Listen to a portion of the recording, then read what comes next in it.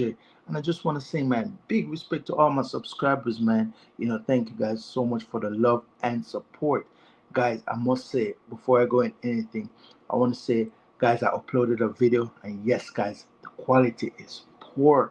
But you know what? I'm going to work on it. But I just ask you guys to go over there and give it a watch, give it a like, give it a share, give it a subscribe, give it give it a share. You know what I'm saying? Share, guys, subscribe. If this is the first time, man, just make sure you hit that subscribe button for me. Truly appreciate it. But I'm gonna work on it. The camera, I'm gonna fix it. All right. And I just wanna take the time out to big up, give a big shout out to Real Vibes TV for really putting me on to this app. You know what I'm saying? Big respect to him. But anyway, guys, I must say big respect to Vybz Kartel, man. It was such an epic performance, beautiful performance, man. You never expect nothing but the best from the world boss. You understand? Because God is the greatest.